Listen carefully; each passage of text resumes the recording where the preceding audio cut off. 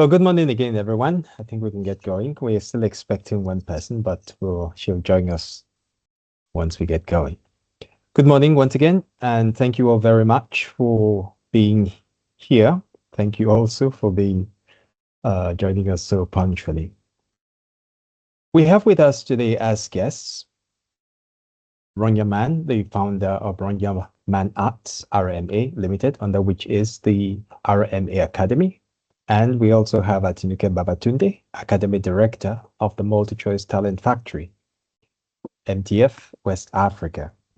Our topic today really is on education, training for the film industries, because the whole idea is, how is this? It's key, really, that we have in place a good structure to ensure that those entering the industry, those taking part in activities in the industry, are well prepared to do so. And that's going to be the basis of our discussion today. I'll just read the profiles of our guests. Like I said, we have Ronya Man. Ronya Man is a filmmaker, actress, and creative producer with over 7 years of experience in the Nigerian film industry and over a decade of cross-cultural work across Africa, the Middle East, and Europe. She's the founder of Ronya Man Arts RMA Limited, a Lagos-based company comprising 3 arms: RMA Academy, RMA Productions, and RMA Exchange. Ronya's training spans filmmaking, music, and theater from institutions including Met Film School in Berlin, Stage Milk Drama School in Sydney, and Raymond School in Israel. Since relocating to Nigeria, she has worked as a director, producer, and actor on both film and stage, with acting credits in award-winning productions and nominations at the Abuja International Film Festival and Jerusalem Film Festival. Her work has also been showcased at the Cannes Film Festival. Through our MA Academy, Ronya trains and mentors emerging talent in acting and storytelling, with a focus on performance technique and industry readiness. She's a member of the Directors Guild of Nigeria, has served on juries at film festivals, and regularly speaks on topics including acting, international collaboration, and the development of African cinema. Ronya, you're most welcome. Thank you. Thank you. And of course, as they say, my paddy, Atinuke Babatunde, is the Academy Director of the MultiChoice Talent Factory, MTF, West Africa, where she oversees talent development and industry training for emerging filmmakers across the region. With more than 20 years of experience in business consulting, pay-TV content acquisition, and brand management, she joined Mnet Africa Magic in 2014 and has led various channel teams, including Africa Magic Showcase, Urban, Igbo, and Epic. She played a key role in expanding local content across these platforms and redefining channel strategy and audience engagement. Atinuke is an alumna of the Africa Women Entrepreneurship Cooperative and Sherry Blair Foundation for Women Mentor. She was also named one of the 50 leading ladies in corporate Nigeria by the Leading Ladies Africa Network. She has mentored through Women in Management, Business, and Public Service, and served as an adjunct lecturer at the Lagos Business School. She's focused on helping young creatives, especially in the film industry, develop premium audience-focused content across African markets. Atinuke, you are most welcome. Thank you for being with us. Thank you, Dr. Obiaya. Thank you. Right. Oh, and I see Madam is here. Joke Silva, you're most welcome, ma'am. Joke Silva, as we all know, is a co-founder and co-CEO of Lufodo Academy of Performing Arts. Huh? Sorry, you're muted. Okay. Hello, Ikechukwu, how are you? Very well, thank you. Good to see you again. It's been quite an age. Ronya. Hello, Auntie Joke. Hi, How are you? Good morning, How are ma'am. you? Good morning, ma'am. Nice to see you, ma'am. Good morning. Good morning. Well, Yes. Joke Silva does not need much of an introduction, but I'm going to read out her profile. Joke Silva is a veteran actor, producer, director, and acting coach with over 4 decades of experience across theater, film, television, and radio. She trained at the Webber Douglas Academy of Dramatic Art in London and holds a degree in English from the University of Lagos. She has featured in numerous productions and remains the only Nigerian actor to have received five Africa Movie Academy Awards during including a Lifetime Achievement Award in 2016. Joke is a co-founder and co-CEO of Lufodo Academy of Performing Arts, where she leads the institution's vision for arts education and talent development. She also serves as chairman of the Board of Trustees at the Center for Contemporary Art, Lagos, and is a board member of the Lagos State Theatre Festival. Her work continues to shape the next generation of Nigerian performers, and strengthen the country's arts ecosystem. You're most welcome, ma'am. Thank you for having me. Thank you. Thank you. So here we are. Like I said, our topic is really education for the Nigerian film industries. Okay, to see, the members of our panel are persons who are very much involved in training, and it's to see really what is the landscape, how are things going. We've had so many complaints about people who say that there are people in the industry who are not well trained, who do not have the sufficient skills, and we also know from the part of those who are offering those trainings the challenges involved. So those are things we would like to touch on. A common definition of the creative industries is that they are those activities which have their origin in individual creativity, skill, and talent, and which have the potential for wealth and job creation through the generation and exploitation of intellectual property.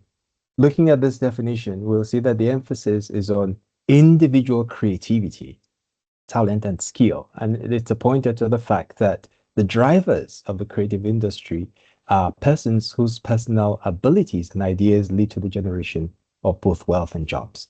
And the core asset, therefore, for the creative industries is human creativity, talent. However, as we well know, raw talent is not enough.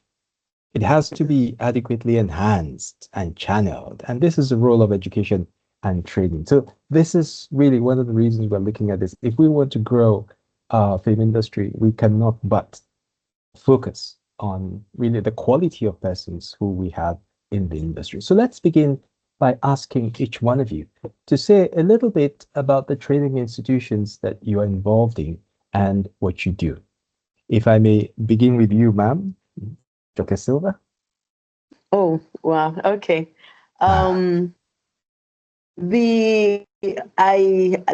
Like you rightly said, again, good afternoon, everybody. Yes, I am the co-founder and one of the trainers at the Lufodo Academy of Performing Arts. Now, with the Lufodo Academy of Performing Arts, our concentration has been on the artistic side of training. So we've concentrated on training actors, on training writers, and so that has been our main. And one of the things that we're looking at now is moving to the area of producing, because that's the management side of the industry, which is also key, which we find that there's a huge gap in, basically that's it for us. We train actors, we train writers, actors for both screen and theater and voice acting, so that's it from our side. Could you hear me? Yes, we did. Okay. Loud and clear. Okay, thank you. Atinuke? Sorry, Atinuke, I'm sorry. I don't know. Can I turn to you, please? Yes, that's right. Good morning, everyone. Once again, I'm excited to be here this morning, especially talking about Nollywood, the creative space, because that's one area I'm very passionate about. At the MultiChoice Talent Factory, we started in 2018, and what we do is train young creatives, because like Dr. Obiaya has said, the creativity out there is a lot. We have young people these days, especially the Gen Zs and some of the millennials, bubbling with creativity and all, but sometimes they need someone to help channel that creativity in a way that makes sense and in a way that is also not just being creative, but is also economically empowering. And so that's what we do at the MTF. Every year we take 20 students from Nigeria and Ghana. We have 16 from Nigeria and then 4 from Ghana. And the admission process is usually very rigorous. We do a call for entry. We do through interviews. Dr. Obiaya is always gracious to be part of our panelists on those interviews. We do psychometrics just to make sure that they are in the right space, not just being creative, but their minds are also in the right space. And then they come into the MTF and we take them on the 1-year training. At the MTF, we're not focused on one area. We focus on the major areas of filmmaking, producing, directing, editing, marketing, everything. The one thing we don't do is acting. So we don't, yes, I'm calling it out because of, yeah, I'm calling it out because of Auntie Jackie. We don't do acting, but every other thing, story writing and all, we train. And what we found out is most times when they come in as one thing, somebody can come in and say, I'm an editor, but by the time they are leaving after the 1 year, there's something else. So at the MTF, that's basically what we do. And then we also do master classes for industry outside the 20, because the 20 students is a bit restricted. You only have that 20, but the master classes is for the industry. And every year we do at least twice, one major one during the AMVCs and other subsequent ones. So that's what we do at the MultiChoice Talent Factory. Thank you, Atinuke. Very clear. Ronya, may I turn to you now, please? Thank you again, Dr. Obiaya. Ike. That's right. for having me. And just before we dive in, I'd like to say I've never been so thoroughly introduced, so thank you so much for that. I was like, wow. And I'm very happy to see my friends here, Auntie Joke and you, Atinuke. It's like a reunion, I feel. I have to say, so I've been training in Nigeria for like a decade now. It's been 10 years for me in Nigeria, and I'm very excited about having been here this long. And so well, from my experience, the trainings that I've done are mostly in acting, but not only. It was in acting, it was in storytelling, it was in acting for directors, but mostly in storytelling and script writing and acting. And I don't know, like I feel like I want to dive straight into the major topic of today's discussion, which is like how the whole training industry. It's like a whole industry on its own, I feel. Because and I think, I don't know, maybe you guys will correct me, but I feel like the training facilitators like yourself, Atinuke, although they are linked straight into the practical production part of the industry, they somehow operate individually in parallel too. In terms of there is not enough synergy, if you ask me, between the trainers and the producers and the talent managers. And I think if there was more synergy, there would have been we would have seen greater success in the industry. And we would have had the training entities would have had more success. That's just my observation. In a very, I'd like to dive deeper into it, but just to start Let off. me, yeah, it's a good starting point, Ronya. Thank you. Let me take you up on what you just said. That you said that if there had been greater synergy between the trainers, the producers, and the talent managers, that there could have been greater success. What exactly do you mean by greater success in this regard? Yes. I would have liked, yes, a more granular, become more granular. Yeah, I agree. Yes, go ahead. Well, okay. So I come from the point of view of both of being a talent and being a coach, and like Auntie Joke, who started as a talent and is still a talent, and yet we as talents need to promote ourselves. We're a brand in a way. We always tell our talents, you're a brand. You have to treat yourself as a brand.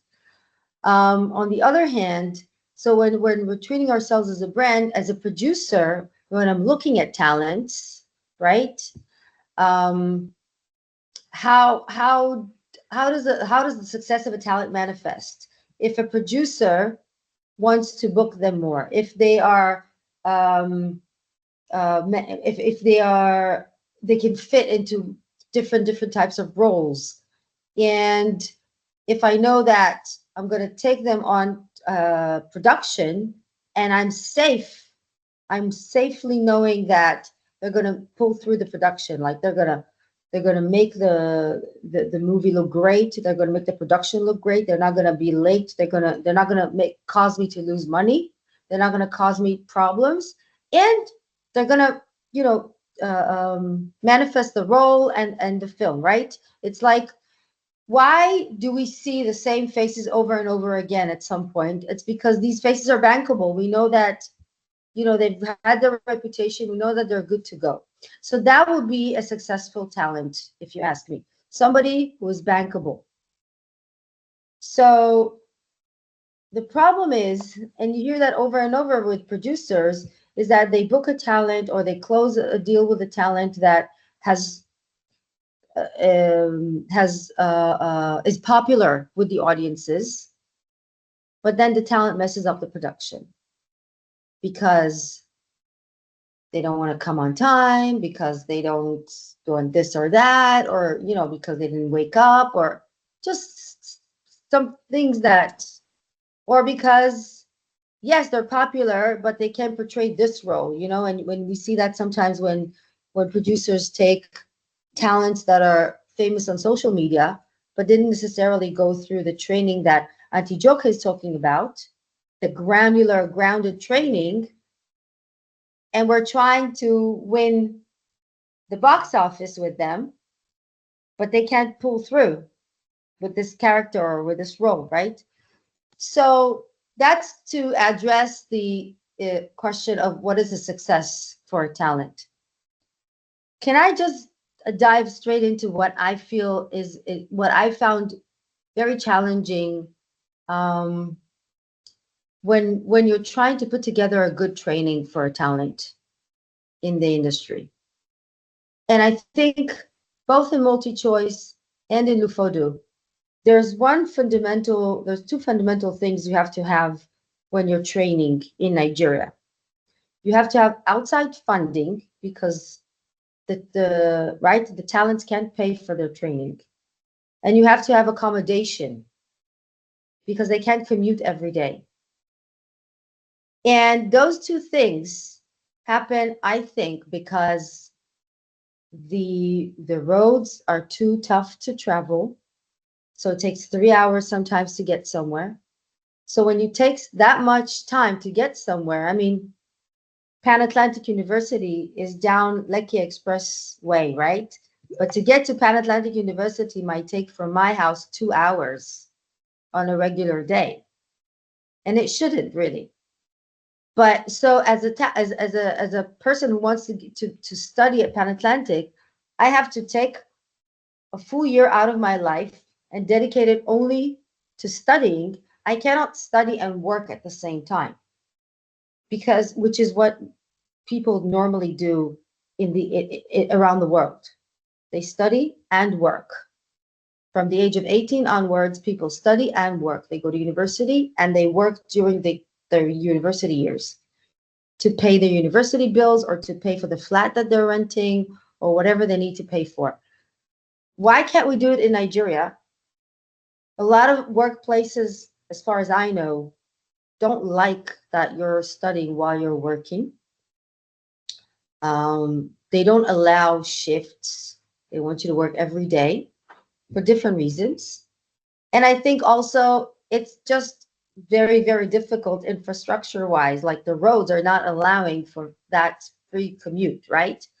So we have to accommodate our trainees, sorry, and we have to find somebody to pay for it because they can't pay for it. So when you have these two major challenges, it really limits the amount of people we can train per cohort, of the resources we can give them per cohort, right? And this is something that I've personally found difficult to overcome. Even when you do find outside funding for this, it has so many restrictions and so many limitations and so many people competing over it. And Auntie's going, yes, yes, because because you've been through it, right? So, and first of all, it takes a long time to get there. Like there's a course I'm trying to put together, which is the AI screenwriting course. And we've applied to some funds, and then the funds said yes, but their own funds didn't come through. So it just takes a long time, which I think the industry suffers from. And I'm thinking, Okay. is there a way that the producers, the production companies, the production studios, the talent managers could come together with the trainers and form an infrastructure in which we can make this work? It hasn't been easy. I haven't found those producers and talent managers yet. I'm still looking. What I did find, However, yeah, go ahead, please. no, I was going to say that those same producers are also struggling with funding. Exactly. So that will be a problem. You guys bring money, let's do this. But let me turn to Atinuke, who was nodding in understanding. How has it been for you with respect to what Ronya was just talking about, the funding and that support? I mean, I think, Ronya has been very spot on with funding because typically you do find that a lot of people who want to go into the creative industries, a lot of them cannot afford to the funding that is required, the cost, the fees that are required to get proper training. Now, for us in Lufodo, the kind of training we do is not theoretical. We're very into hands-on training, and we also like to use a lot of industry people who are already working in the industry. So our faculty, is made up of highly skilled people from within the industry. They come at a cost, all right? And like MTN Talent Factory as well, we don't go for huge numbers because we believe that is part of the challenge that is affecting the industry. This sense of training a huge cohort.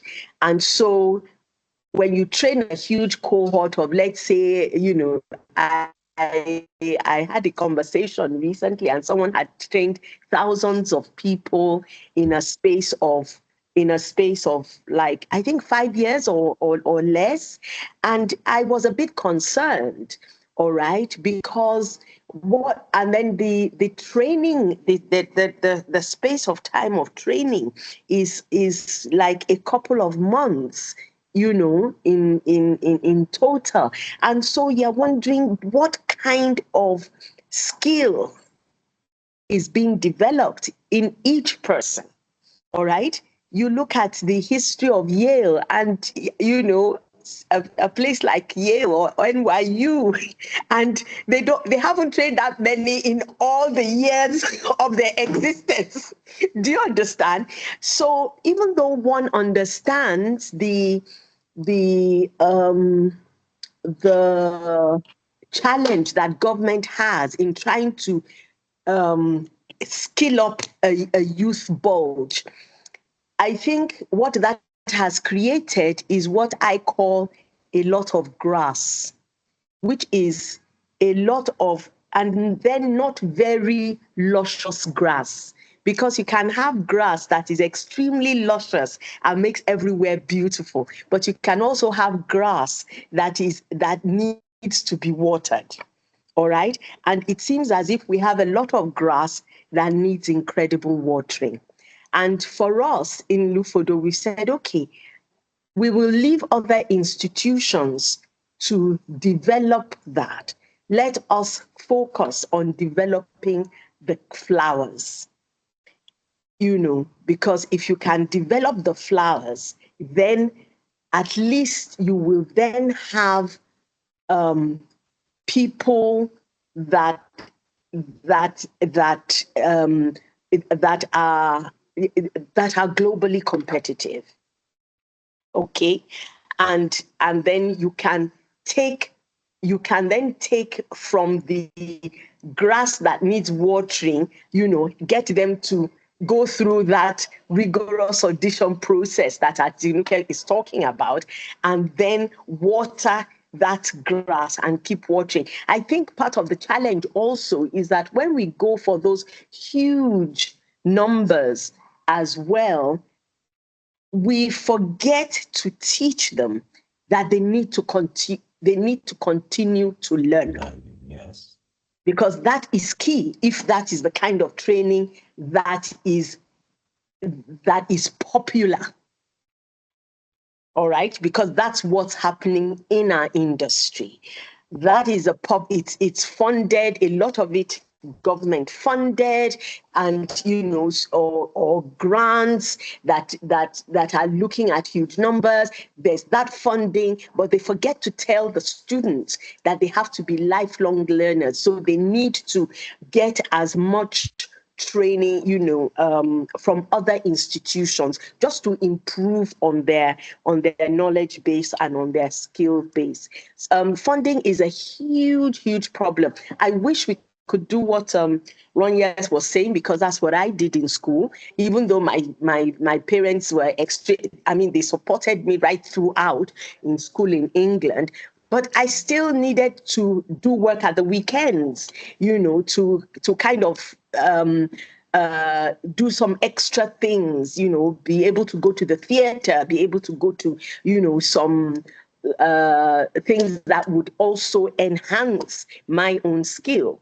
So if we could find organizations that would allow the students to work as well as train, as well as study, you know, that is one solution. But another solution is, I remember when we trained for Netflix, people were shocked when I now went cap in hand looking for transportation funds for the students, because they couldn't even though we were paying for everything, including one meal, they still needed transportation.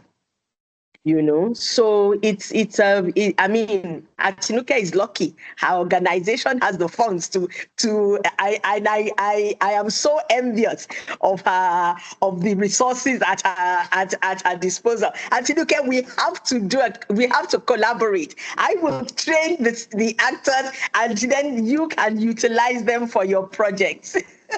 With See, I think with that has done exactly what I was talking about. Because Ronya is an excellent director or she draws performances out of actors in ways that I am so thrilled about. Yes. Okay, Atinuke, now that Auntie Joke has put you on the spot, would you like to contribute to this?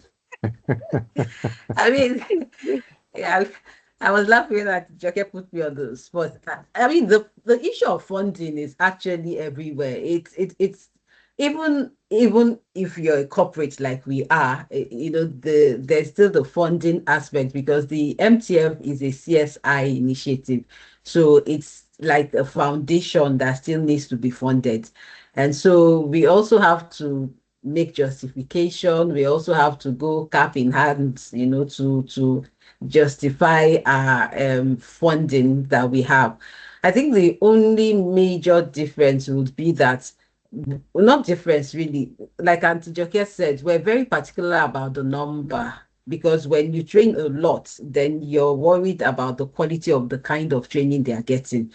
The advantage we have is to Ronya's thing of sometimes there's no collaboration between the talent and the producers and the production houses. We have the advantage of having our own productions, and so our students, the talents we train, have first-hand experience of working in live productions. So it's not like we're going to look for production houses or producers, to attach them to.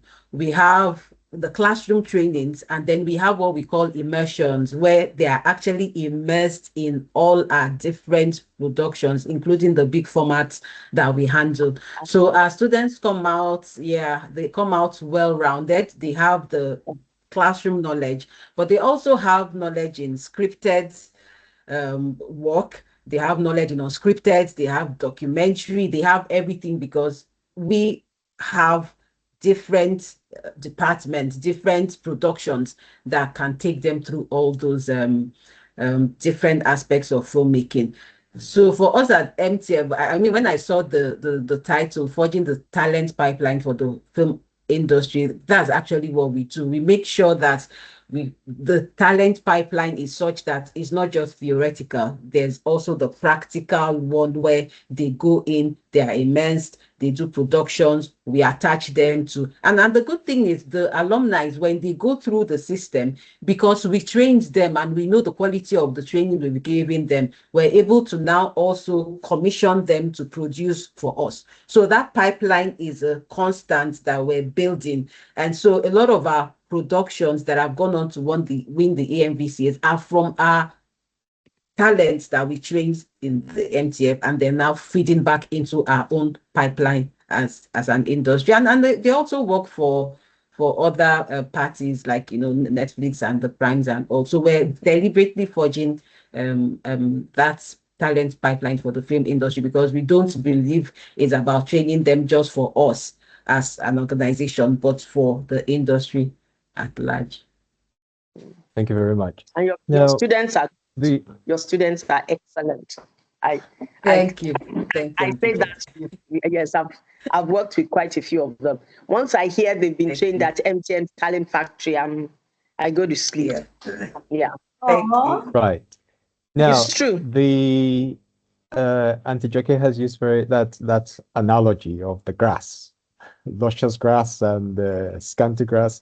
Well, we can also throw in the weeds as well to expand the analogy, weeds and all of this kind of thing. However, the point is that something Ronya said, she emphasized that there's a lack of collaboration. And I would like to introduce here the notion of collaboration amongst training institutes. Because, for instance, Auntie Joke says they trained for acting. Well, Atinuke trains more for live production. Ronya does a bit of both, technical things as well. Now, and then we're talking about trainings that encompass hundreds of people, so on and so forth. What kind of collaboration exists amongst training institutions? Because if we say we're concerned about creating a pipeline for the industry, because there has to be that concern, certainly, that we are ensuring that that infrastructure that Bronya spoke about exists. Because if we do not have a structured industry, well, all the work we do as trainers, in a sense, is useless, because where are we driving them to? So what kind of collaborations exist, if any, amongst the training institutions to agree on the kind of content, for instance, of the trainings being provided? Is there anything like that? Let me start with you, Ronya, since you introduced that idea to begin with. I wanted to say that it's not necessarily that there's no collaboration. I wouldn't say that. There is a collaboration just like Auntie Joki just said now, that she uses students that come out from MultiChoice Academy, and I know other production companies looking for students who come out from. Sorry to interrupt, Ronya. No, what I meant by collaboration is in the process of the trainings we're given, not now tapping into the finished products, that when we are planning our trainings, are we also discussing with other people? What are you guys doing? Can we emulate? Can we try to replicate? Can we share curriculums, for instance? That kind of collaboration is what I'm referring to. I have not encountered such, unless when I was approached by, look, I personally as an individual was approached by institutions like Lufodo, like Wigwes University in Port Harcourt, which unfortunately is not opening at the moment, and others such in Osun State and in other states, to try and integrate my training into their curriculums. I'm not sure that would fall under the category of the collaboration you were talking about, because it's quite I think it's too individual. I don't know. I'm not sure. Can I quickly come in here? Because I remember years ago, in the early years or in the mid years of Lufodo, the mid years of Lapa, one of the things that Professor Duroni, before he retired, one of the things he was trying to do was to merge the training that we had in Lufodo with what they were doing in the creative faculty, in Unilag. So that the idea was that when Unilag students finished their 3-4 years, they would then come to Lufodo Academy and do an extra 1 year hands-on practical industry immersive time with us. And then it got bogged down in paperwork. I do remember that there's Pencils by Atinuke. It's run by his daughter. Now they've tried to do a collaboration with other training institutes in the performing arts. Somewhere along the line we all lost touch, but I think we're getting to that. There was a point in the industry where you were training, and then there really wasn't. Where were you going to send the students? All right. You see what MTN Talent Factory is saying. They're training for their organization. All right. And so they have a pipeline for their organization. So, but it's in, and I'm serious about this collaboration, okay, I'm not joking. But now there is what is happening with the industry, and I think it's a good thing. The industry has become extremely vibrant.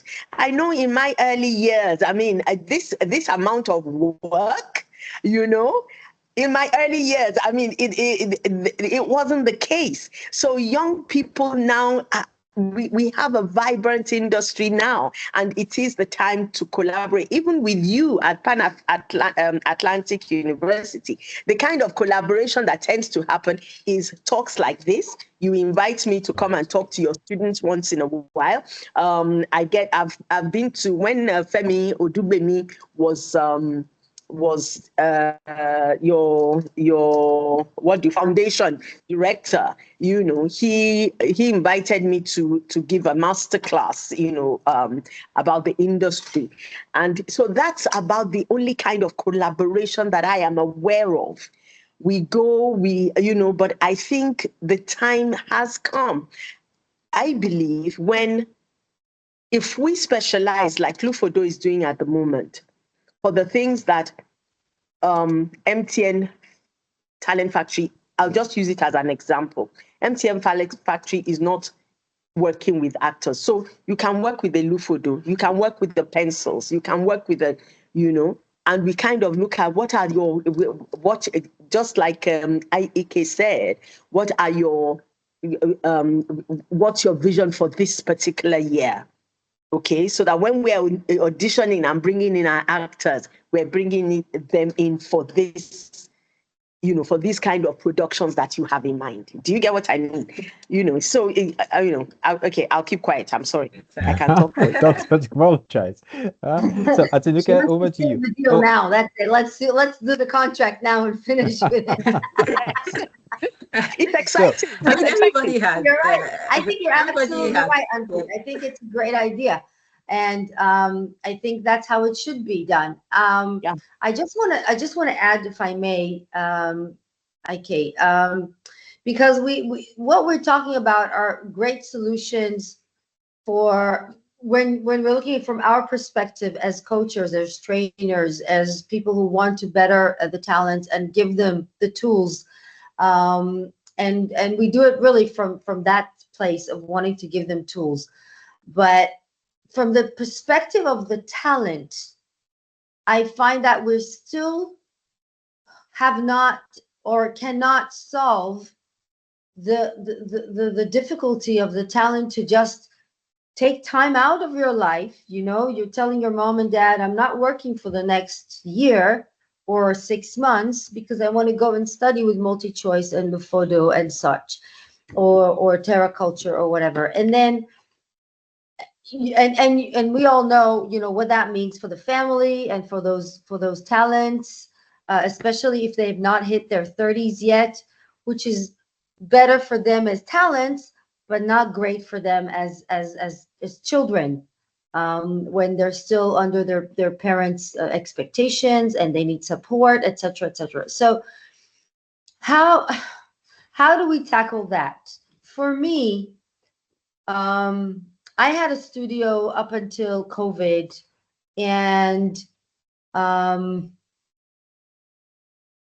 found, like, right before COVID, I started doing online teaching, and I found it to be quite effective, despite what a lot of people were thinking, including my students. They found it to be super, super effective. There is something in this medium that we may feel, oh, it's not personal enough. And you're right, it's not personal enough. But somehow when you're working on emotions and on text, the emotions come through. And then you also get to see the person on screen, and they get to see how they come out on screen. And it's a very powerful teaching tool if you use it that way. So I started that during COVID, and it became a very powerful, positive tool, but mostly for people who are already actors. So I coach actors for specific roles, especially when they can't, like I said, when their schedules are very tight. Yes, when their schedules are very tight, they can call me from set and we can have a class. And it's super effective. Okay, but how do I cater to those who are not actors yet? How do I give my expertise to those who really want to make the amount of Instagram messages I would get, in a week? How do I, help me? How do I get into that? I want to be an actor. How do I get it? So, Sorry, well, the reality is But that Ronya, there will always have to be. There was a question that Ike asked that she hasn't answered yet. No, she already did. She answered about the thing of the collaborations. I think she already well, no, I mean, I talk about it more and saying how It's Atinuke that there yeah. is the problem. she didn't. So when you're trying to, when two institutions are trying to collaborate in training, right? And I'm looking at the both of you, Atinuke and Atijoke, right? You both have your separate funding from outside of the training institution. Do you understand? So that's why they can collaborate. Each entity has to have its own personal outside funding source in order to collaborate. And that's not easy to achieve. I mean, when we say collaboration now, I understand what Auntie Joke is saying. Well, our specialty or our strength is not in training of actors. And so if we have an institution that trains actors, and considering the fact that's what we do, because we actually have people that come into the talent factory and they have a flair for acting. They want to act because most of the things they do in class, at the end of the year, they produce a movie themselves. And we found out that because we just give them a budget and they produce a movie, they have to find ways of maximizing that budget. So sometimes they, as students, are part of the cast and crew.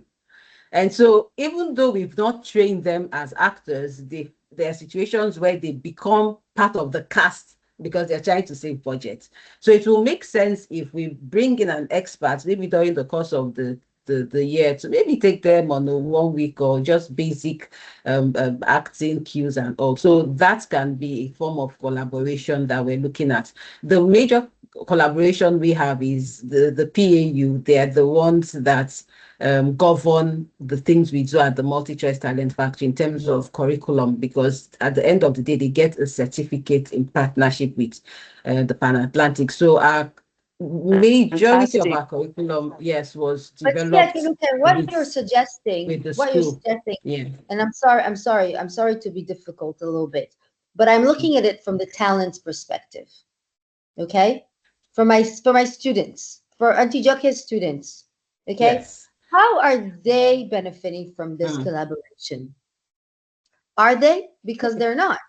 Because if they're exactly why they would benefit is that if you incorporate them into your productions instead of letting students act in their own productions.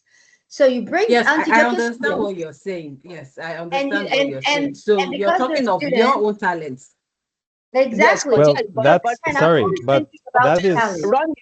what Atinuke is now saying is that each production unit has a budget, and that budget may not be able to bring in actors. But I think that that's some of the things we can iron out in the No, what I'm collaboration. even saying, what I'm even saying is in terms of production, like the MTF students produce their own movies. I'm not even talking of the business I'm saying part of the requirement for graduation. You're producing. It's the sorry. movies that they're Can we allow her See, finish? Please finish, sorry, Atinuke. sorry, Ronya. Okay, so what I was explaining was no, Auntie Joke, go on. So maybe I'll get a clearer say so that I would. So what I'm saying is that MTN Talent Factory, for instance, and I think it's the same as Pan Atlantic University in the School of Media. You train across the value chain, all right, except in what I would say the artistic directing. Yes, artistic directing and actors. Okay, so what I'm looking at is that don't get me to come and train your people. I'm saying use my students, use Ronya's students to then work with your students who that's what they do in, let's say, an NYU, for instance. The acting students will then work with those who have trained in the other disciplines. Okay. And one of the things that I see with the Pan Atlantic University too is that one of the things that our students need is that extra understanding of how to research for your character. What is the philosophy behind the life of your character without getting too theoretical? Just giving them that grounding, because some of them who come to us, they left at JS. Some of them have left at SS3. Do you get? So exactly. I hope that explains it better. Yes, I'm not sure whether Ikechukwu is getting the kind of No, I understand, but I mean, these are discussions that I yes. understand clearly what you're saying, but I guess these are discussions that would be had not on the on the forum Yes, like Right. this, but There has exactly. to be yeah, a meeting to Yes, thrash out the yes. details. But I mean, from this discussion, you already see the possibilities that exist in terms of collaboration, in terms of collaborating. And I think that a big challenge, really, in the education space for the film industry is that many times these initiatives to build these bridges don't come up. Okay, this is really the issue. Now take it on as well.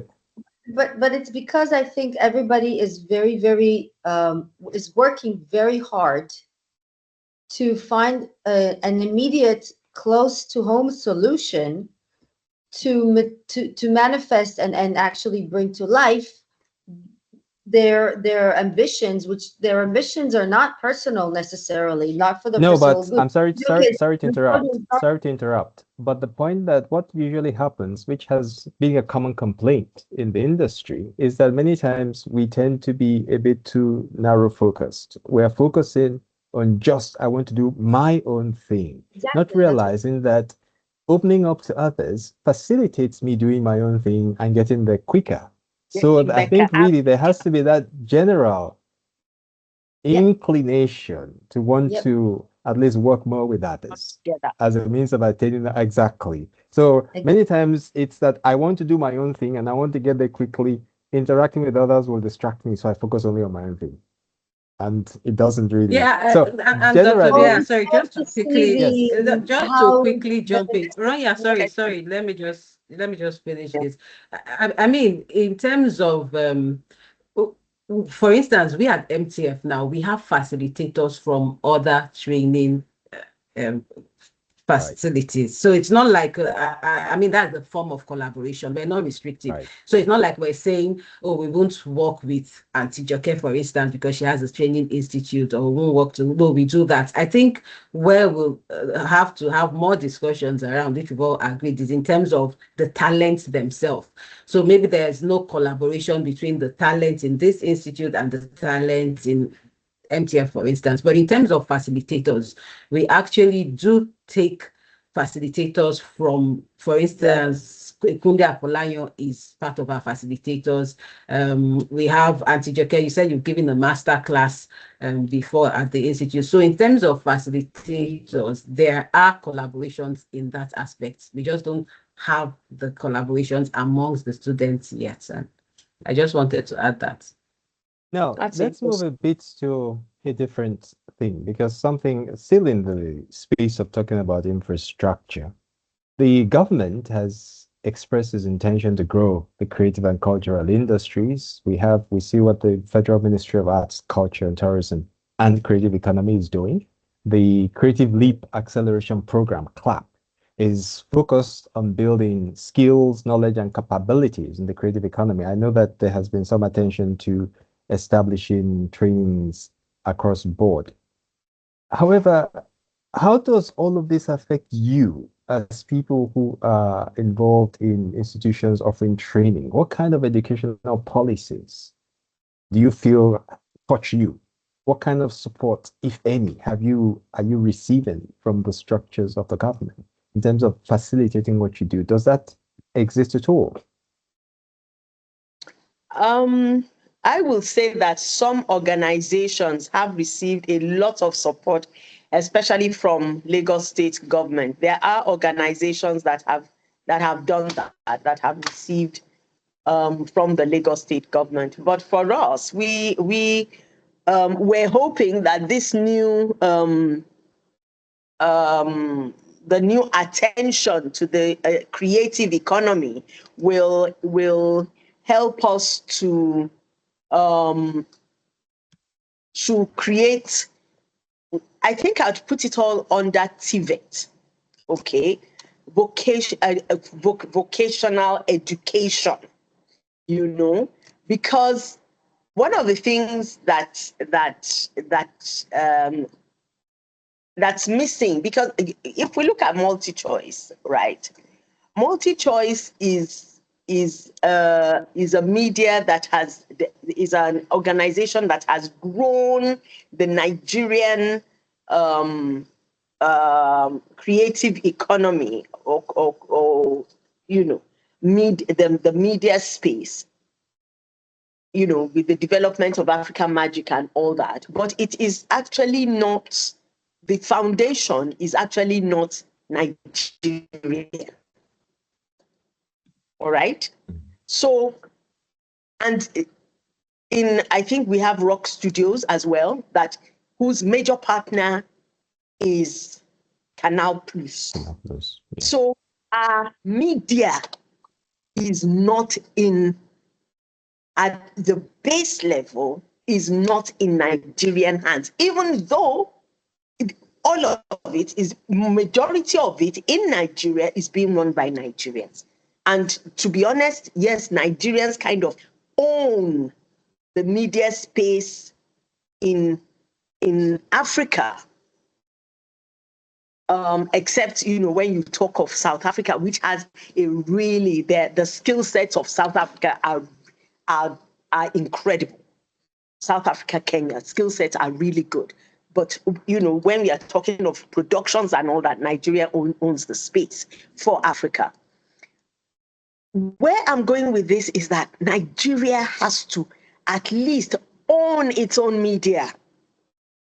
And we don't have, there's not one single academy of performing arts in the entire Nigerian space that is a proper performing arts institute that will continuously. So you have a lot of, as Ronya said, a lot of silos.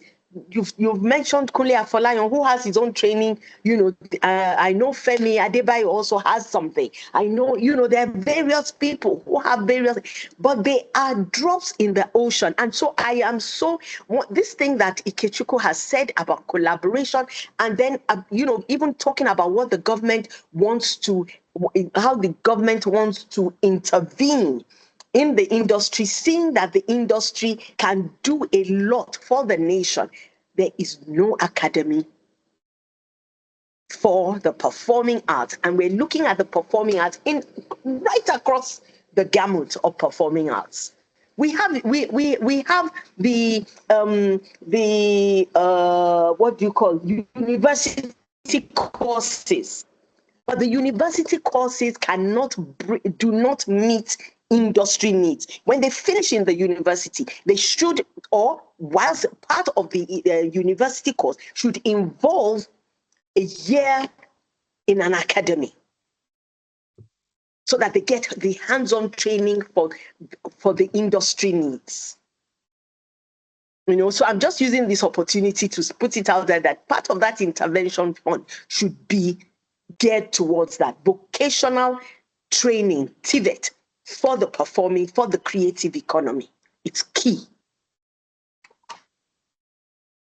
If we want to, if we want, and I really do take, and I say this very seriously. Sometimes because we don't have that, because we don't own it, because, and I mean, I've said it before that, you know, due to so many reasons, this is something that NTA could have done, to own that media. Because we don't.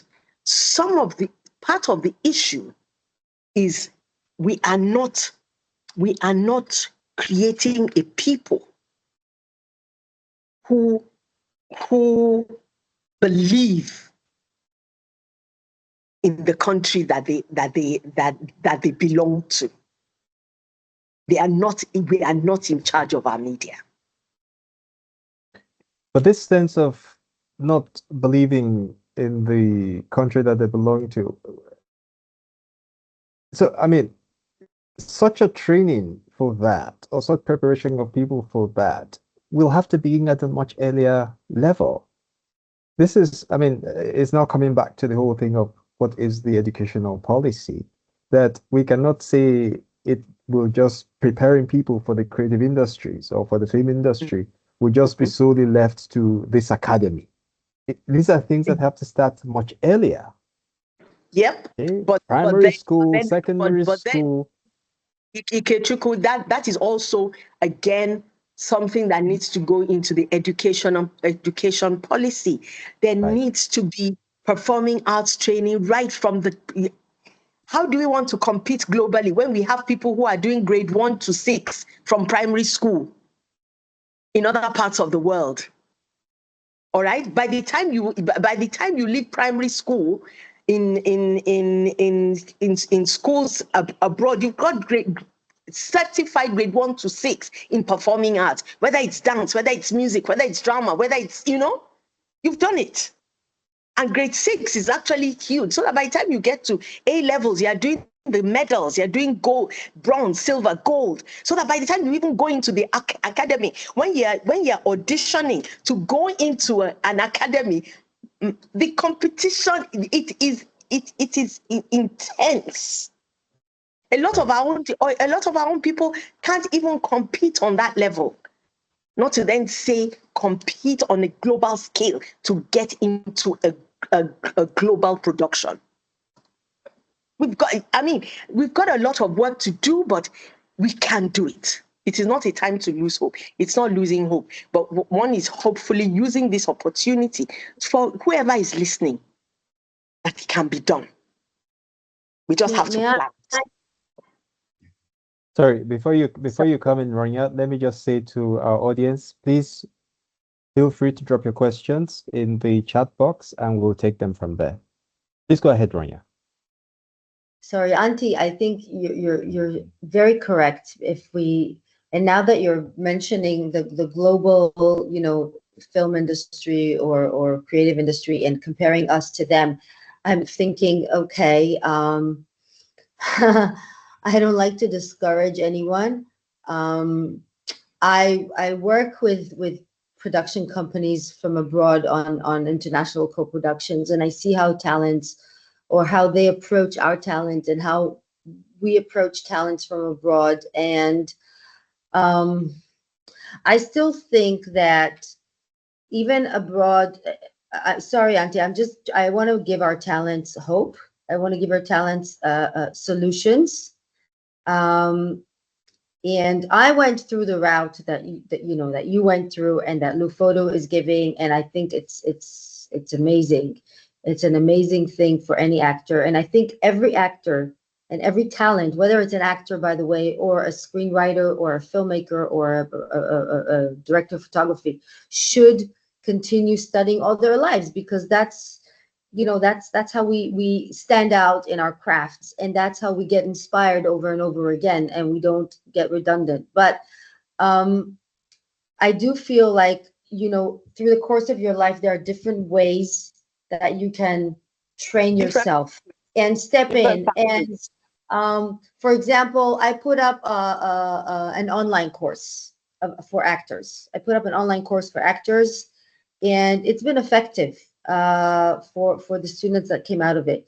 On the other hand, when you work with students, and I think, Auntie, you and I saw this when we did our auditions, when you work with people who came out from Unilag, for example, with 3 years of training in performing arts, they don't know anything because they've never done practical work, or they've only done stage work, or nobody told them how the industry works. So that's why they come to an academy. So that's, I think, why to come to an academy that is relevant, and that is relevant, and that is up to the tides of time. They need to train themselves also on the industry, not just on acting alone, but on just immersing themselves in the industry. The value chain. So Ronya, can I quickly tell me, and then you can go back, which is one of the reasons why I said it's important that when you've studied in the university, because there are some people that university training is for this industry is key. Because that's the expansion of the mind in various areas, all right? And that theory is important. There are some people who need it, okay? And it's important. But for those who then want to just not be limited to only the theory and that, then they can come to the academies. There needs to be several. They can then go to the academies, right? Maybe during their training, So 1 year is spent, or when they finish. So they'll do a 6 months training. Look, for instance, now I know that I think it's Ebony Life, what they do, they train across the value chain, but they take only university students. And so they're there, and so their training is for about 6 months. When you come in from as a university, as a degree holder, you don't need more than 6 months to a year. But if you come in as a greenhorn, you need more than that. You need more than that. You need to, for us, we don't want to stay with only acting. It's across the value chain. It's important that the training is across the value chain. Sorry, but I just thought I should mention that. But go ahead, Ronya. Sorry, I just wanted to say that it's not just the actors as talents, although because I'm also addressing the students of Atinuke's course. And when I was talking on a panel in Cannes in May about talents, I think I was the only one who actually addressed writers as talents, and they are. Director photography are talents, right? Mm-hmm, and they all need and they all need to. So this is something I address in my online course. It's like how. So I took the last module to talk about industry. How do I put myself in the industry is as fundamental and as important, if you ask me. I mean, based on my experience and based on whatever you see, and I think Atinuke and Auntie Jackie will agree. It's how do I portray myself in the industry? How do I put my first foot into the industry that will take my career onwards? Because my career does not end in my training. It doesn't start and end in my training. It may start even in practical work. You know how many students I've had who came and said, yeah, I've done some films, I've done some this, I've done some that, but they're not happy with where they are because they understand that if they don't get training, they will never get past being the waka person or the wife of the daughter of the girlfriend or whatever, because they need skills, they need real skills. So it's how to move in the industry that is just as important as the actual artistic skill that I am gaining. And I think that is also something that, as training facilities and institutions, we need to think about when we're putting our collaborations together and our curriculums together. In general, anything we do, if we look at it from the perspective of the talent and a perspective of a long-term career for the talent, we will find the solutions. That's my personal, right. 2 points. Thank you. Very good point. Very good point, Ronya. It's the quality. Let me use that as a springboard to ask Atinuke. Now, each year for the last 34 years, MTF has produced about 20 persons. Okay. Of course, as has already been pointed out, this is just a drop in the ocean. But from your perspective, in terms of the kinds of training you give, keeping in mind what Ronya has said, we're focusing on the talent. How do we produce the talents, make them more effective in industry? Would you say that the people who have passed through your program have contributed noticeably to raising the bar in terms of professionalism in the industry? 100%. Absolutely. I mean, I agree that it's a drop in the ocean when you say 20, but even Atinuke has said it that when she hears someone was trained by MTF, she's usually like comfortable and all. We're very particular about the kind of training we give. And so it's on record. Most of us, I would want to say all of our students, but that might be a bit of an exaggeration. But most of our students, when they go through the academy, they come out and they bring a certain kind of professionalism to whatever project they work on. And the reason is because, I mean, we have you as a facilitator. just that alone tells tells the kind of quality and caliber and rigor that goes through the trainings. We've had many of our alumni go on to develop their own production houses. And those production houses also do well. They've won AMVCAs, they've won both locally and internationally, they've won awards and all. So it's a testament to the kind of training we're giving. But the beauty about the MTF is it's not just in terms of creatives, in terms of maybe acting, directing, and all.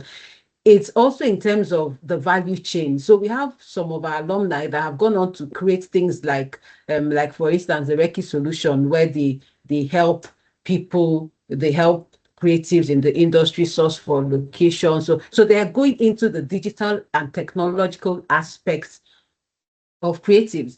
So beyond the on-screen or off-screen, there's also the other parts of digital, using the creative industry to digitally, where we have people that in Nigeria, it's very, very difficult to get a platform where you can go and say, okay, I'm looking for a location, I'm looking for equipment, I'm looking for this, I'm looking for that. But we have our students that have created that platform, and it's live, it's working. So there's no doubt that the caliber of students that we've brought or trained from the MTF, they've added value because we have specific trainings. One of the things that we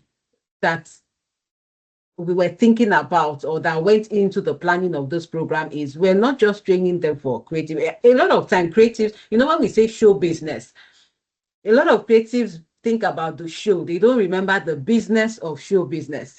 So we're very deliberate when it comes to teaching them the business aspect of creatives and filmmaking. So we actually have courses in marketing, we have budgeting, we have distribution, we have courses that are not necessarily your creative courses, but those things need to add on. So you hear people say, maybe you're planning a production and then you're asking them ab initio, from the beginning, what is your marketing plan? You have to think about the marketing plan even before you begin to develop the stories and all. Yes, from the beginning, because those things will add. And those are the things we factor in when we train our students. So our students are excellent when it comes to not just being good at the creative side, but also the business side of the creative business. Thank you. That, I think, emphasizes the point Ronya was making, that we need to focus very much on what do we inculcate in these talents? What kind of formation do we give them to enable them really function adequately, not solely in the technical aspect of their craft, but also the wider thing. And this leads to the question which has been asked in the chat by Bolu, who says, I do think a university degree should be enough to get creative jobs to a certain extent, even before one chooses to attend a creative academy. So I believe the issue starts with university curricula. What do you think? And to Joke, you were the one who pointed out something to this effect. What will be your opinion on this one? I agree with Pulu in the sense that the curricula of so if the curriculum is if the curriculum is okay, if the curriculum is more than I can hear you. So where you need the academy is there are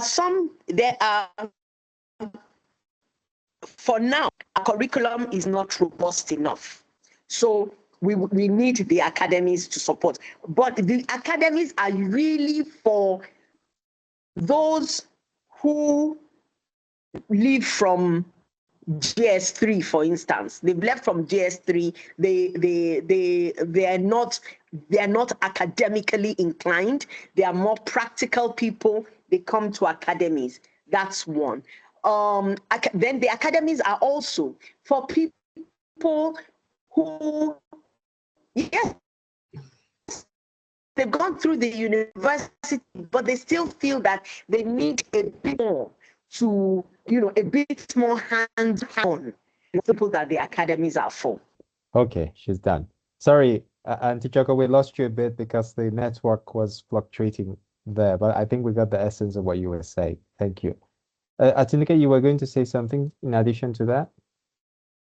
No, I was going to say I mean, to Bolu's point, when you have a university degree, it kind of helps because it's not like when you get into the academy, you're not starting from the scratch. You're not raw. You don't, I mean, even if in the university you don't get a lot of practical hands-on training, but you know the terminologies, you have an idea. So what the academy does for you is it now helps you brush up what you already know and then maybe teaches or shows you the practical aspect of those things. So if the university, the university degree should give you some sort of knowledge to have a creative job. But what we're finding out is a lot of times the people that come into the academy, even with a university degree, they still need to learn a lot more because what they were taught in the university is not actually hands-on practical experience. That's but it serves as a foundation, sort of. If I may just add what our own experience has been, because really this is part of the concern. So we give a lot of emphasis to experiential learning, such that when people are going through the programs, yes, theory is important, as Atinuke has said. There's a core component of that. But then also by bringing the people from industry into the classroom, by also exposing the students to things going on in industry, they do have a sense, so that they're actually doing a lot of practical things. So with response to what Bolo has said, yes, certainly more could be added to the university curricula in order to ensure that there's always that blend of, well, both the university and industry. Because people, if we are preparing people for industry, we cannot prepare them at the margin of what's going on in industry. There always has to be a bit of that blend. Right, let me turn to a different question. In a survey of film practitioners that I carried out between 2010 and 2011, that's quite a few years ago now, the respondents, those I spoke to, spoke a lot about a lack of professionalism. Because due to according to them, the low entry barrier, well, there were no entry barriers. Okay, it was easy to enter the industry, and you found people entering. And so the challenge is that many people in the industry did not have the required training or knowledge. Things have changed quite a bit since then, in the sense that more opportunities for training, as we have been discussing, are there. But we have already pointed out that there are not too many. Given the numbers entering the industry, what would you say really with reference to these opportunities? Do you think that there is sufficient training going on? And let me link this also to the point made by Atinuke about the TVET and the vocational training. Now, the National Board of Technical Education is supposed to be responsible for that in terms of the curriculum that people use across the different, to at least ensure that there is some harmony in terms of what people are teaching in preparing people for industry. Do you have that kind of regulation in the programs that you are running or that you have run or that you're aware of? And also in terms of the scope, the spread of the training going on. I mean, keeping in mind what I mentioned about the previous survey carried out in the past. So the level of professionalism across board generally, has that improved since that time? Are we really saying that, yes, all of this training which is going on now is making a wide difference across board?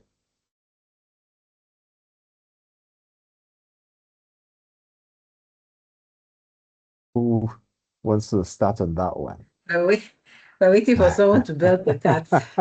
Exactly. Well, I thought you were Can you addressing hear me? She's frozen again. Can you hear, Yes, can you hear me?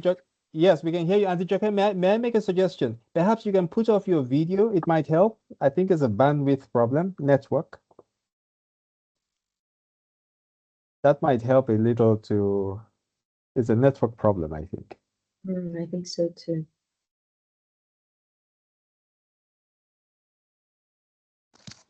Can you hear me now? Yes, we can hear you. Right. Excellent. Good. Okay.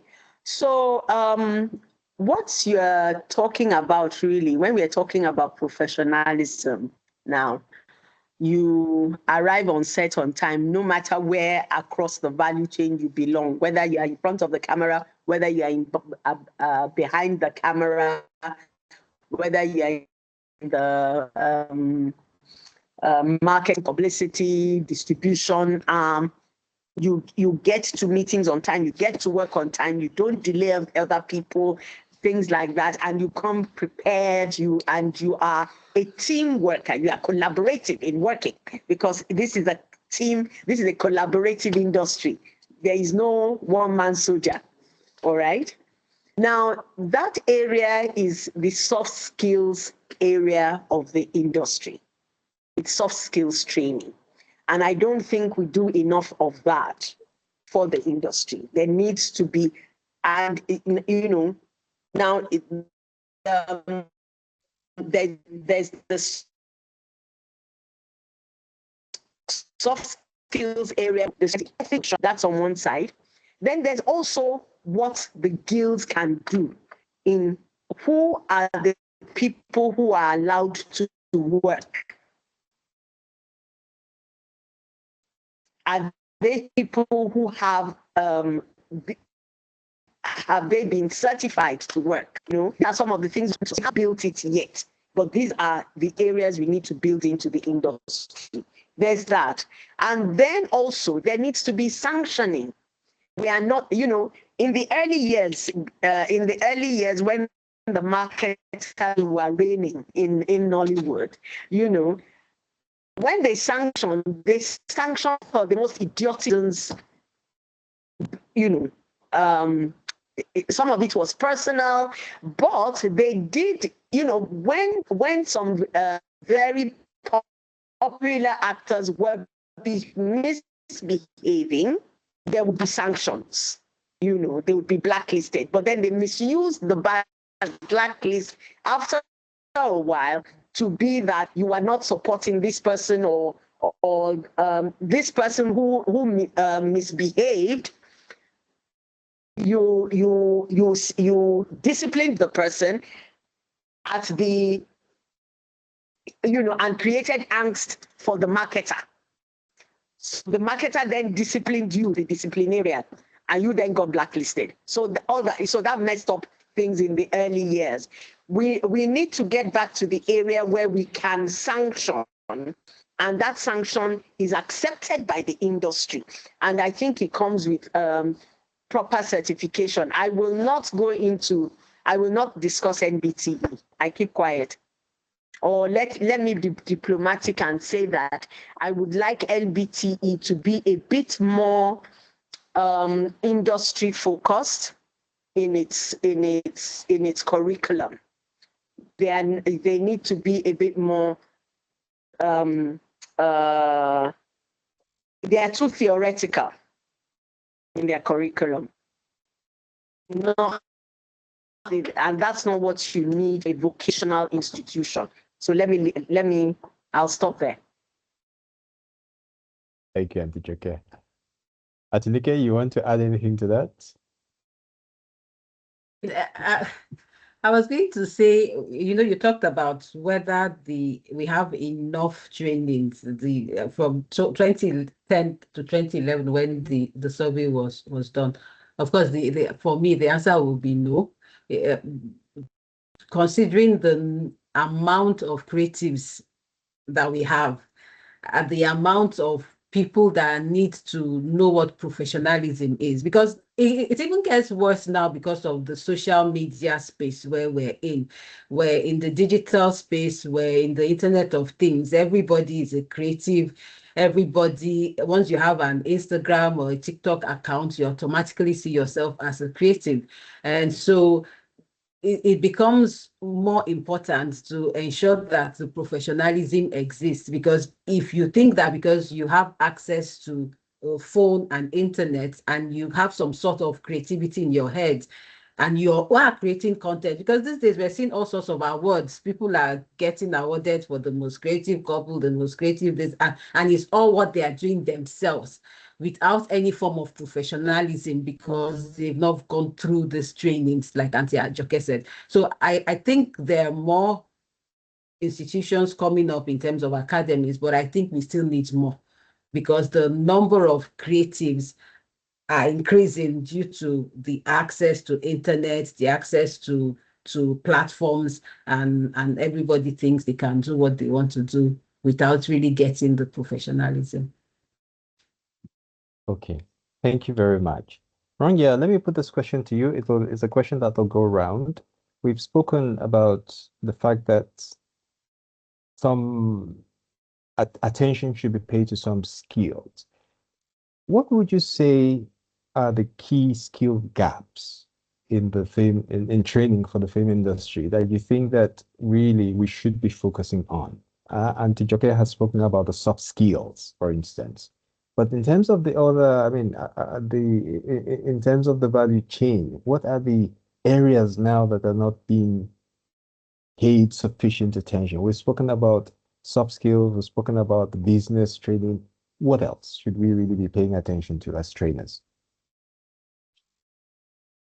So I always approach things from the perspective of the talent and what the industry and the talent needs.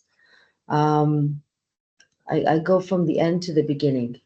And I think from the end to the beginning, we need storytellers. We need really good storytellers. Our stories are still not told in the best way. We have great stories. And when I say we, I say Nigeria, Africa, each tribe. There are little tribes in Nigeria who have such intricate, wonderful stories to tell. And I feel like people are trying to tell stories in a way that will be bankable or popular, and they're not. My motto is, the more personal your story is, the more global it is. The more personal your story is, the more global it is. And that is why I am so adamant on putting together this course on screenwriting with AI. And may I just have a small plea out to the audience here, because to tackle all the challenges we've been talking about today, again, going from the end to the beginning, I'm looking at my talents. I'm looking at my students. They live on their phones. They live on their Instagrams. They don't always have access to transportation, to laptops, to libraries. I had 3 young men who wanted to study acting. They would put their life savings on going back and forth to their school, their own school, stay later. I would come to their school in the afternoon and teach them. They couldn't get an access to even printing a document, okay? So I put an online course for free, all in acting. All I want, with industry tips, with everything. All I want is for people to go in, because the more people that go in, the more I'll be able to put a screenwriting course added to it. So all I'm saying is, it's a machine that feeds itself, okay? We have the solutions. I don't want the solutions to come from outside funding, from us begging for grants from the UN, from UNICEF, from whatever funds. No, the solutions can come from us. If we're focused on us as a whole, and if we understand where we want to go. And if we understand where we want to go, we can find how we want to start. That's basically what I'm saying. Thanks very much, Ronya. Atinuke, you want to add to put something to that question, please? I mean, when we talk of gaps and areas that we can still improve on, just like Roya has said, the first thing I thought of was in terms of our storytelling. Of course, it's getting better and better and better. I mean, the kind of stories we're telling now, when you compare it to the kind of stories we're telling years ago, it's worlds apart.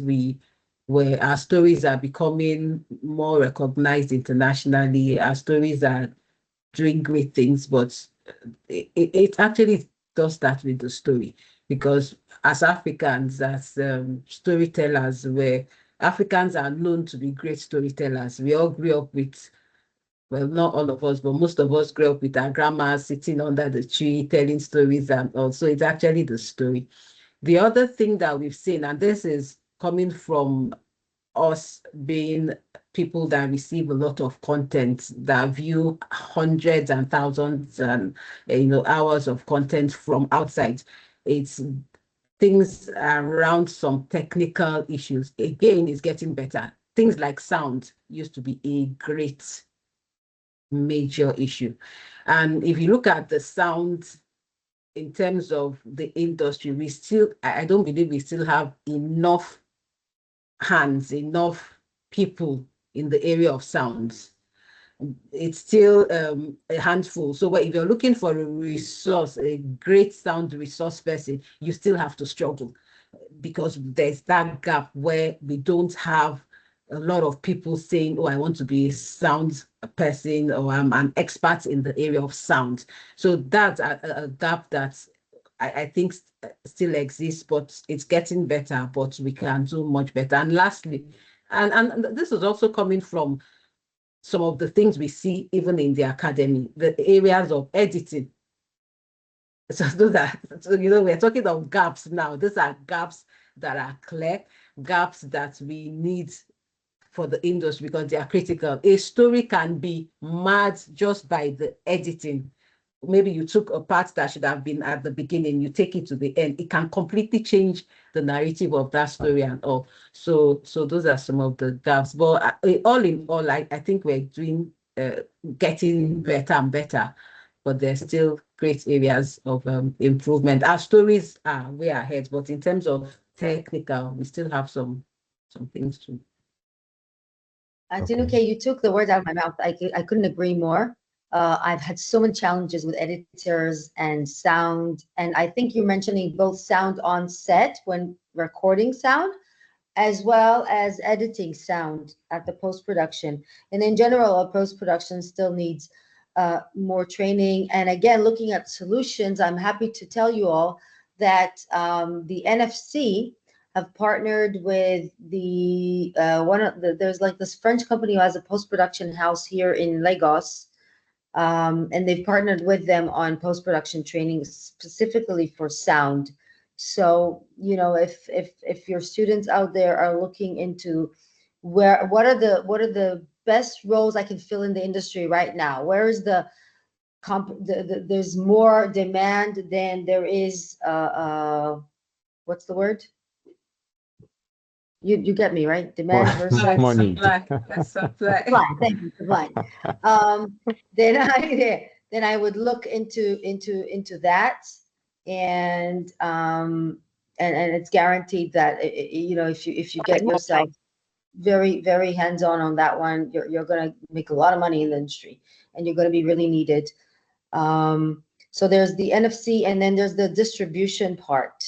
Now, the distribution part of filmmaking, we didn't discuss that at all, because it's not talent, but boy, do you need to understand distribution if you want to, but Auntie, okay, as trainers, talents, and producers, if we don't understand distribution, sorry? That's why I did this. The thumbs Oh, I up. can't see you. I'm sorry.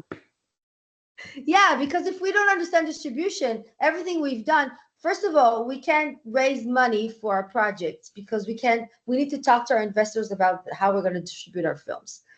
Then exactly. And then if we don't understand distribution, even if we're not the money raising arm of the project, where we're the ones receiving the money, we can't follow it up because we don't understand distribution. We can't contribute. I'm a person who likes to kind of be as productive as possible. So when I'm working with EPs, I'm like, where is this project going to, right? Because I don't want to put my time and effort in a project and then it's not going to go anywhere. I'm going to feel like, I wasted my time, even if I did get paid for it, the little that I did. It doesn't matter. So distribution is also something that is still lacking training in the industry.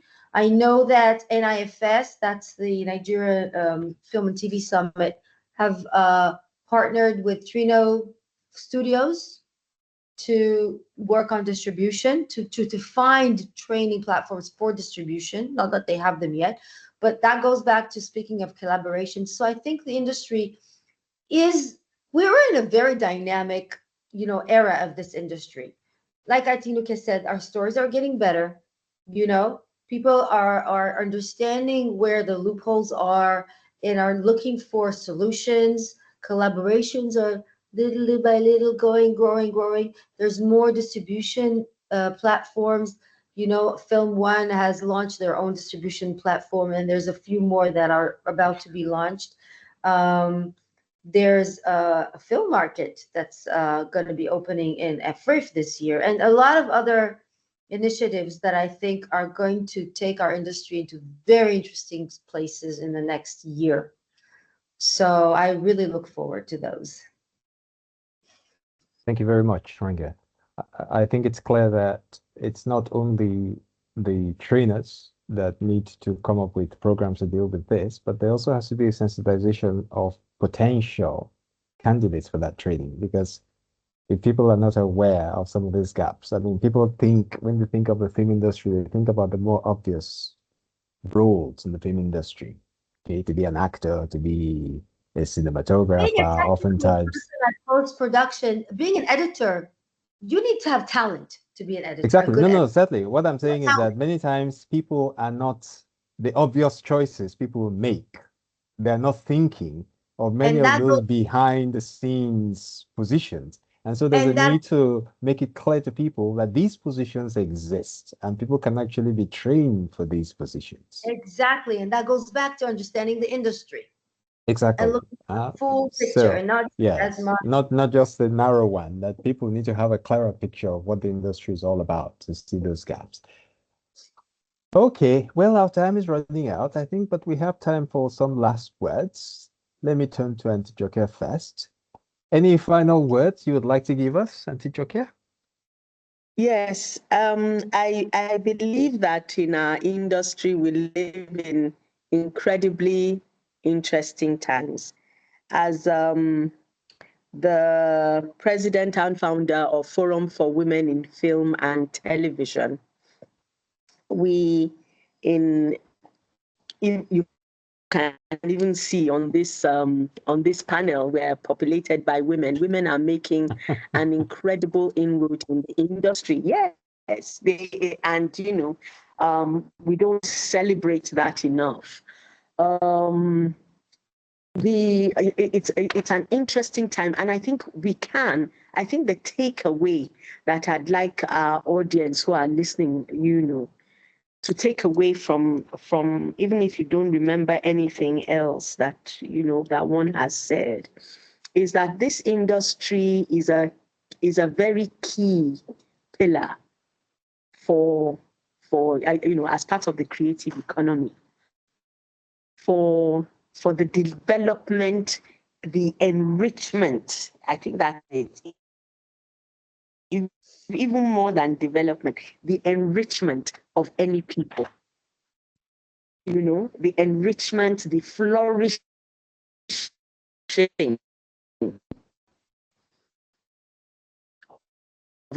of people. And so even when we're talking about distribution, distributors need to be a bit more open-minded and not be limited to what they see has made money. There are so many stories that we have to tell across Africa. There should be more complete that hasn't happened before. Thank you for listening, and thank you for having me.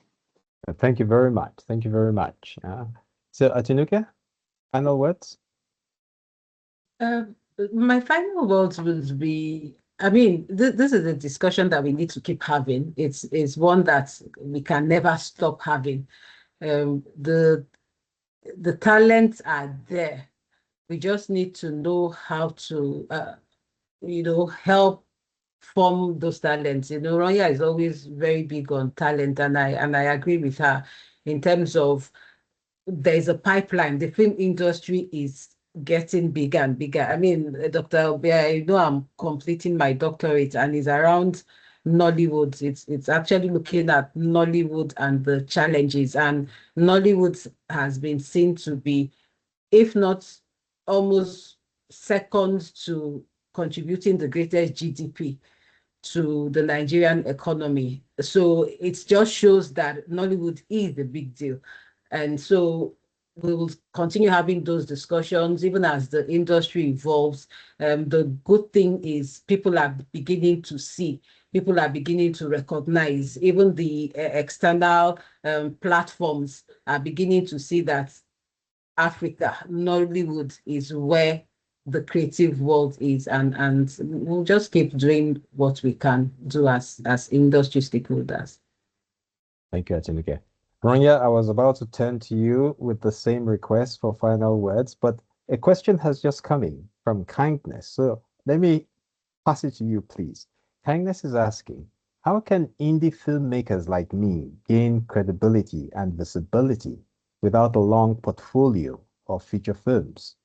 Do we have to join academies like MultiChoice, Ebony Life, or Lufodo to be able to get that network?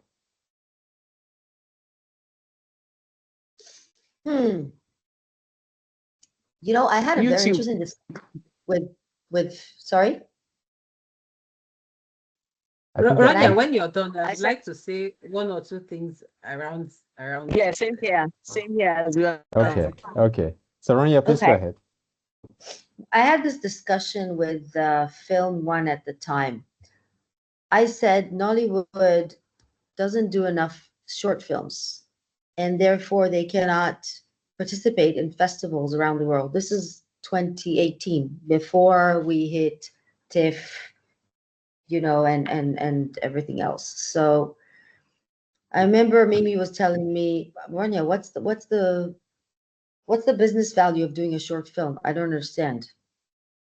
Do you know how many big directors and filmmakers that nowadays started with short films? Because that's your way of both gaining practical training and reputation. Once you've done something, and it could be 5 minutes. In fact, my editor, after he worked on one of my films for about a month, he said, Ronya, I just shot something short with my friend. He showed me a 5-minute film they shot. He was the DOP, the director of photography. And it was great. I loved it. Guess what? The next job I gave him was the cinematographer on another production I did. Because that's how you can get in. You need to have like a business card. In the film industry, short films are your business cards. So that's just my tip. And it doesn't have to cost an arm and a leg. You get some friends, you get good equipment. Yes, you need to save maybe 200,000, 300,000 naira, 200,000 naira to get started, because you need to rent the equipment, and that's what costs money. But that's it. Right. Thanks, Ronya. Okay, Atinuke, you were going to add something? Yeah, I was going to add to say, when we get this question a lot, people say, oh, I want to gain credibility and visibility. And the question I always ask, I pull back to them is, to Ronya's point, what have you done? To gain visibility, credibility, you have to have done something. And so sometimes indie filmmakers are waiting for someone to give me that money to go create that feature film so that I can now become visible and credible. But no, it actually starts from you. What have you done? And so not just for it can be as short as a 5 minutes clip. It can be as short, and those things happen. So when we have people come into the business to say, oh, I want you to commission me. We have a lot of people coming to say, I want you to commission me. The question is, have you done anything on your own? Do you have any projects? And these days, again, social media. I'm very big on social media. I'm very big on platforms that exist. It doesn't cost you anything to start your own YouTube channel. It doesn't cost you anything to have an Instagram handle. At the moment you have a phone and internet, you can start curating your content on your own platform, because now you don't have to wait for a distribution platform to send your content to. So start from there, and with time, when you start having those, attend festivals, attend Afrif is coming, register, attend all those things. I know people that have had their content featured on other platforms just because they went to a festival, they saw somebody, they interacted, networked, and all that. And you find out that that's actually some of the things you need to do. Okay. Thank you very much. Auntie Atinuke, you wanted to add something? Yes, I'm in support of what my two colleagues have mentioned, which is, yes, social media platform, especially YouTube. That's where I came across, and it's another place where I came across one of your students, because